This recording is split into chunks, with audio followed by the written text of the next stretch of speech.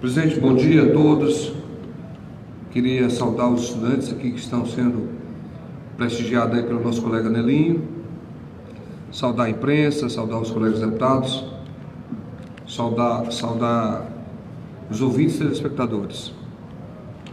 Eu queria, antes de fazer a minha fala, parabenizar a ação corajosa e firme do nosso governador Camilo Santana no enfrentamento, em mais um enfrentamento contra o crime organizado do estado do Ceará. Acredito que o estado do Ceará precisa de paz e a luta firme, corajosa, e as forças do estado serão capazes de conseguir, por mais uma vez, dar ao estado do Ceará a tranquilidade e a paz que ele precisa para poder continuar crescendo e vencendo os desafios que tem vencido ao longo de sua história. Quero deixar bem claro que a paz social mesmo só será alcançada quando a gente tiver uma sociedade mais justa, mais humana, quando tiver menos desigualdade social e quando tiver menos miséria. Enquanto a política seja cada vez um instrumento de fortalecimento da justiça social. Num país que concentra a renda nessa dimensão, num país que não taxa grandes fortunas, num país que não taxa o lucro excessivo do sistema bancário, para poder procurar um equilíbrio,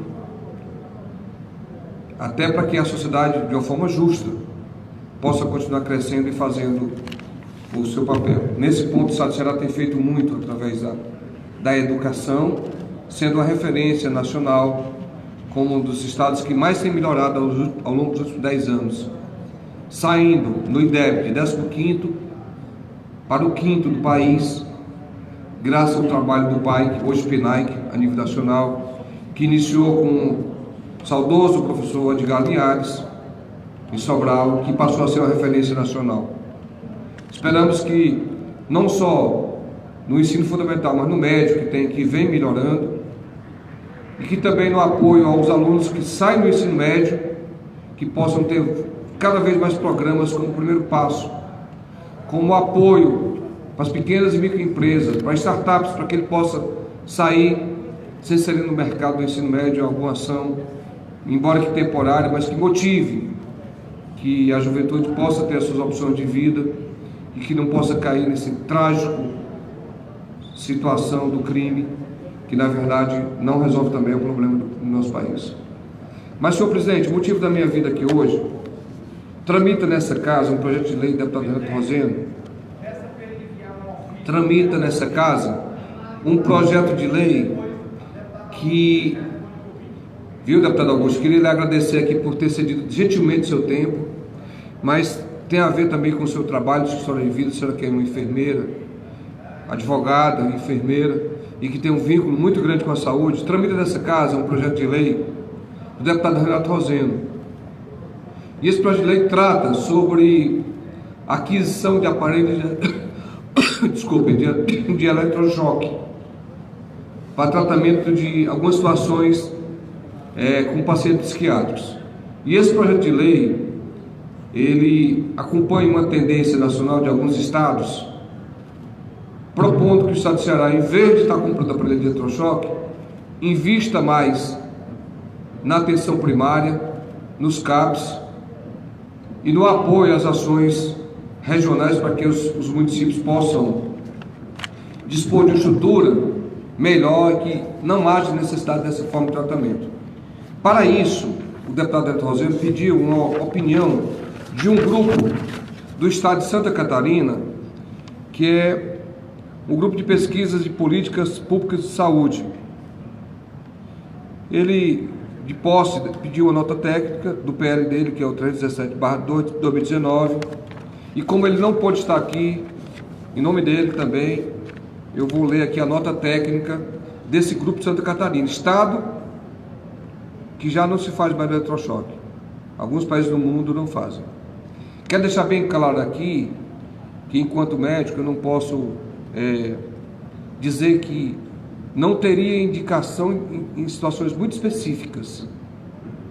No entanto, diante de um sistema caótico de saúde, a gente acha que a prioridade deve ser o fortalecimento dos CAPs e as medidas terapêuticas. Até porque, deputado Fernando Hugo, o eletrochoque, o índice recidivo após um mês do tratamento é de 59%. E são 3 eletrochoques por mês.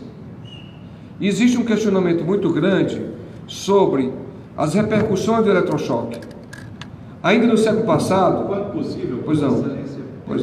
Ainda no século passado, uma psiquiatra famosa no Brasil, Anísia Floresta, em uma palestra na Europa, ela firmemente se posicionou contra a lobotomia, que era uma neurocirurgia desenvolvida basicamente na União Soviética e que o mundo ocidental incorporou. Se abria o crânio do paciente que era louco, fazia uma cirurgia, retirava determinada área do crânio, além do eletrochoque. E ela fez, caros deputados, e ela fez uma palestra na Europa contra esse tipo de tratamento.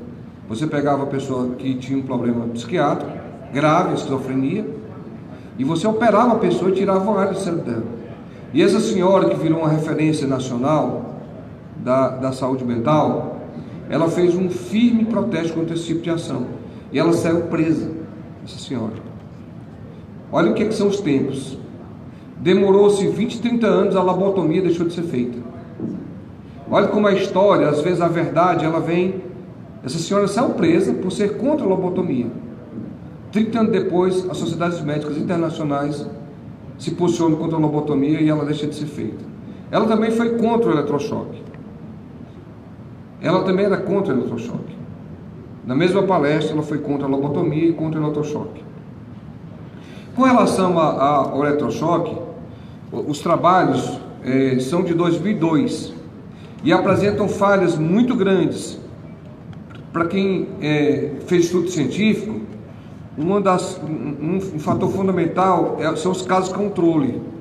Então, os casos controles e o estudo duplo cego foram muito ruins e foram executados no ano 2002. Além disso, um dos pesquisadores vendeu sua pesquisa para a empresa que produz o aparelho que faz eletrochoque.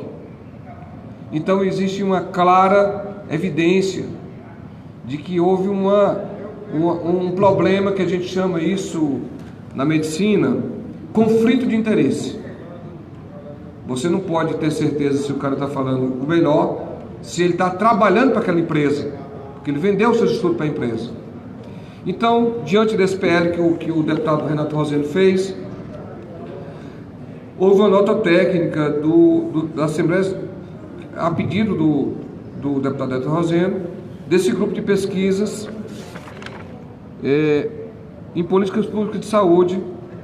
E aí tenho aqui a leitura desse estudo. Eu vou ler o resultado desse estudo, dessa resposta. A consolidação de sistema efetivo de saúde eficaz e eficiente no Brasil vem sendo prejudicada por mudanças no cenário político, que tem influenciado profundamente o estilo da gestão. A gestão do sistema, desde que quando o SUS foi consagrado em 88, vinha se caracterizando por ampliar o mecanismo de participação da sociedade, os conselhos, nas decisões que afetam através de diversos mecanismos, como os órgãos de controle social, conselhos, comissões, grupos de trabalho, ações intersetoriais, trabalho interdisciplinar e equipes multiprofissionais. A nomeação para órgãos públicos, embora reconhecida em sua característica política, era vinculada à tradição de serviços na área de saúde pública. Assim foram formuladas estratégias, políticas e programas, executados com reconhecido sucesso em nível nacional e internacional. Mais recentemente, a condução das ações na área de saúde mental vem sofrendo alterações preocupantes. As nomeações para cargos estratégicos tornaram-se muito mais parecidas com as velhas formas políticas, adentrando o campo da saúde coletiva, havendo um flagrante desestímulo à participação social. Essas mudanças na forma de gestão vêm afetando negativamente o desenvolvimento, o aperfeiçoamento e a operacionalização do sistema da atenção psicossocial e, consequentemente, o bem-estar social dos seus usuários. Queria aproveitar para saudar os representantes aqui da saúde mental do Ceará, que se encontram aqui na sala. Em nome dos usuários, em nome de todos eles, queria saudar o Crispim, são muitos aí que estão. A Márcia, a Luciene, a Alessandro e tantos que estão aí. Nesse cenário é formoso pensar na defesa da cidadania contra iniciativas prejudiciais ao seu bem-estar, preparadas por vezes, no intuito de atender interesses outros que não a saúde da população.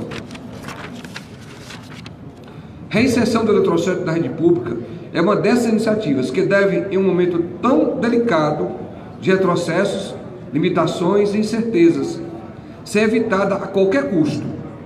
O eletrochoque é uma forma de intervenção considerada perigosa pelo National Institute Mental de Saúde dos Estados Unidos, que por esse motivo sugeriu extrema cautela no seu uso. No campo acadêmico, nunca cessaram as controvérsias sobre esse procedimento, por suas características extremamente invasivas, sendo exaustivamente apontada a falta de provas de sua eficácia em contraponto à sua nocividade, destacando-se, entre outros danos, as sequelas das convulsões e mesmo depois da mudança da forma de aplicação, com o uso de anestésicos, sedativos e equipamentos de controle cardiovascular, pelos danos causados à memória, à cognição e os colaterais devido ao próprio uso continuado dos anestésicos sedativos. Senhores, para fazer o eletrochoque, ele é tão danoso como era feito antigamente, que a pessoa tem convulsões, se urinava, evacuava, muitas vezes, morriam, como diz o nosso amigo aqui. Hoje você precisa fazer, Fernando, você tem, pela lei, o certo é você usar um relaxante muscular e um anestésico. É quase uma cirurgia. É quase uma cirurgia, o risco de uma cirurgia, você ser entubado, que muitas vezes você precisa. Se você vai fazer eletrochoque, você tem que ter a manutenção adequada das vias aéreas, porque você vai fazer um relaxante muscular. Olhe como o procedimento no Brasil foi banido em estados como Santa Catarina e em muitos serviços de psiquiatria e de saúde mental. Após intensa discussão pública, é temerária, portanto, qualquer iniciativa de facilitação do seu uso, sem uma discussão ampla e desprovida de interesses outros que não o bem-estar da população. Como só faltam 2 minutos, eu acho que não vou concluir a tempo aqui a fala, eu vou dar uma parte aqui para o meu amigo Fernando Hugo. Você vai me dar a parte porque só faltam 2 minutos. Obrigado pela consideração, Marco. Eu que tenho um respeito mega a Vossa Excelência, admiro e gostaria demais que essa... Deputado Fernando Hugo, a mesa concede mais 3 minutos a Vossa Excelência ao deputado Dr. Carlos Felipe. Obrigado pela generosidade de Vossa Excelência. É ponto indiscutível que com aquela forma da experiência de Battaglia lá na Itália, feita ao meado do século passado, onde se tentou tirar do ambiente hospitalar e deixar o hospital dia e núcleos de assistência psiquiátrica, onde os pacientes esquizofrênicos, neuróticos, psicóticos de várias modalidades, depressivos, teriam a assistência do médico psiquiátrico e a garantia da medicação. Fez-se demais, mundo afora, debates e encontros no sentido de, pasmem os senhores, até erradicar hospitalizações. Deputado Carlos Felipe, aqui nessa tribuna, no início da década de 90, eu e essa grande figura, nosso colega médico, deputado Mário Mamed, que representava o pensar da experiência de Battaglia aqui no Ceará e no Brasil, e eu não estou com isso, meu amigo Mário, um abraço, dizendo que ele estava certo ou errado. A ideia é ótima, desde que os nossos CADs, Brasil adentro, Ceará afora, tivessem isso que Vossa Excelência tão bem fala, o profissional, talvez até profissionais complementares, como é o sonho, assistentes sociais para fazer visitação domiciliar, psicólogos e um sistema clínico de apoio ao paciente psiquiátrico, que é um paciente diferenciadíssimo. Tudo bem, o que é que acontece no Ceará, no Brasil? Os CAPs, quando tem médico não tem remédio, quando tem remédio não tem médico, quando não tem os dois. Não podemos generalizar, e sabemos da boa vontade que existe em muitos núcleos municipais e estaduais do Brasil para manter o CAPS, que é o CAPS, meu povo amigo, e as mães e pais que têm filhos psiquiatricamente afetados, é no CAPS onde ele encontra o profissional que bem orienta, que diagnostica com precisão e que prescreve aquela medicação que faz o controle tremendamente socializado dos pacientes. Quantos pacientes psicóticos, neuróticos, no usufruto de ações complementares e no diarismo das medicações, trabalham, são excelentes profissionais, muitos, mas aqueles que desafortunadamente não têm no CAPS esse complemento, terminam em surtos horríveis nas barras, vamos dizer assim, de esperas em hospitais emergenciais de psiquiatria, como é o caso do Hospital Frota Pinto, lá na querida Messejana, o Hospital de Saúde Mental da minha querida Messejana. Esse assunto que Vossa Excelência traz, talvez nos últimos tempos, e não sou eu extremamente isonômico em termos de visão médico-humanística para lhe elogiar, mas saiba que é um assunto de altíssima relevância e de uma importância enorme, que uma hora dessa que estamos discutindo aqui, milhares de pais, mães irresponsáveis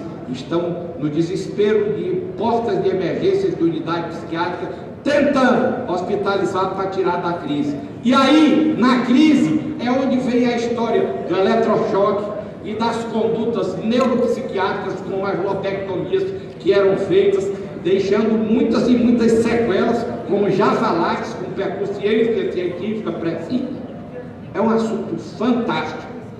Se esse Brasil de nós todos tivesse na área da psiquiatria pelo menos o binômio médico-psiquiátrica e medicação precisa, não teríamos necessidade de tantos e tantos pais e mães estarem sofrendo uma hora dessa com pacientes descompensados, agressivos, tremendamente fora dos padrões daquilo que lá em Batavia, na Itália, se pensou e que a psiquiatria moderna quer sempre fazer. O paciente internado em hospitais é um paciente que urge ser levado para o ambiente domiciliar. Lá no Pinel, naquele maior hospital de psiquiatria do Rio de Janeiro, tinha um paciente que moraram no Pinel 65, 70 anos, pessoal, de internação hospitalar. Isso é ultrajante, desumano e seu pronunciamento agrega demais. Parabéns, não sabia estar diante só de um cirurgião diferenciado e de um oncologista arauto da saúde. Você está recebendo os aplausos aí do CAPS, do pessoal da saúde mental do Ceará, Fernando. Você demonstra um conhecimento grande e relata de uma forma firme, só mais um minuto, presidente, para concluir, de uma forma firme a importância do fortalecimento da atenção primária na saúde mental, no CAPS.